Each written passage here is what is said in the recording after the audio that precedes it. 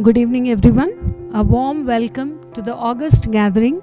We are here today to be part of Bharat Ki Azadi Ka Amrit Mahotsav, where students of Pallavi International School, Kisara, are going to perform a skit on one prize, one market, one tax. The show is being organized to demonstrate the ease of doing business by traders. Now, I invite the students onto the stage for the performance. The program is an initiation by Srimati Shivanada Kumari Garu, Chief Commissioner, and Commissioner MRR Reddy Garu, and Additional Commissioner Vasudha Prasad Rao Garu. What happened, guys? You are discussing something too seriously. We are discussing about tax laws in our country. Each one of us having different opinion. And Srikar is saying that taxes are not new to India. Yes, my grandfather was part of Central Board of Indirect Taxes and Customs.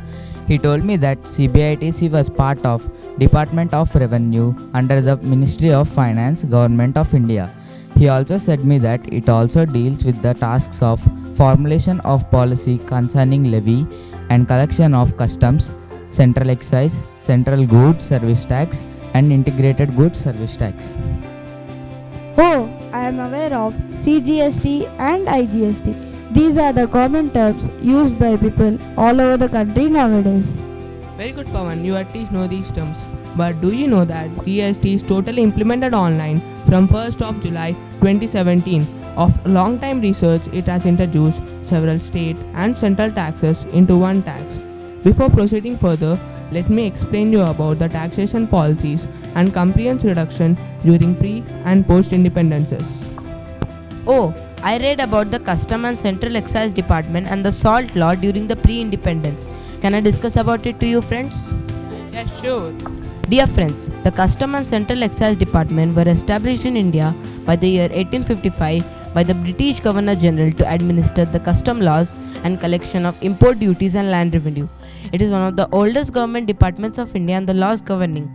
The state collection was different for each princely state. Taxation of salt occurred in India since the earliest times. During the Mughal Empire, the Hindus had to pay 5% and the Muslims 2.5% of the total tax on salt. The tax on salt was greatly increased when the British East India Company started to control over the provinces of India. Even after the Crown took over the administration of India from the company at 1858, the tax on salt was not replaced. Instead, the tax on salt was increased to enable imports of salt from Liverpool. It is also surprising to know that 1/10 of total tax revenue was from salt. 1926 Salt Amendment Act brought all the salt departments in Madras state under centralized control. This was the first steps toward the Central Excise Act. Very good, Prem. I'm impressed with your knowledge on salt law. Not only that, every year commodities were added into the tax net. Like in 1930, silver was made as an excisable commodity. In 1931, Provincial Collection of Taxes Act was legislated. In 1934, additional commodities such as iron and steel, sugar, matches, and mechanical lighters were added into the tax net, and also a tariff act was legislated in 1934. In 1941, excise duty was imposed on milk cloth. Due to the compulsion of war finance, the government took a bold decision of levying taxes on unmanufactured tobacco, cigar, cheroots, and vegetable products under the Finance Act 1943. In 1949, the excise duty was imposed on milk cloth. In 1954, additional commodities were added into the tax net. Consequent to the Gold Control Rules 1963, the Gold Control Act 1968 was enacted, in which they required licenses to hold gold bullion. 1991 was a landmark year, as it was the year when e-governance was started in the department, taken up by National Informatics Center. But there is so much work to do in the background. I'm sure there must be many people involved in this process. True, as I mentioned earlier, Central Board of Indirect Taxes and Customs will be taking care of all these. It deals with the formulation of policy concerning with levy and collection of taxes, indirect taxes, customs, central excise, CGST and IGST. Not only that, they work towards the prevention of smuggling and administration of matters relating with customs, central excise, CGST, IGST and narcotics to the extent of CBIC's purview. Their vision is to provide an efficient and transparent mechanism for the collection of indirect taxes and enforcement of cross-border controls with a view to encourage voluntary compliance.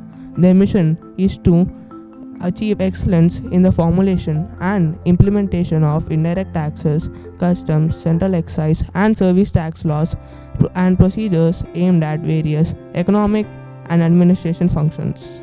If anyone want to go ahead for GST registration, the following documents are required for individuals: PAN card, Aadhaar card, mobile number, email ID, passport size photograph, property papers, and electricity bills. Registration will be completed within 7 days. Toll-free number is 1800-599-5399. Pre-GST taxation is 38% to 40% including state and central.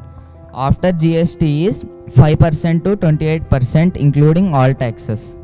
Refund applied online through GST portal with supporting documents.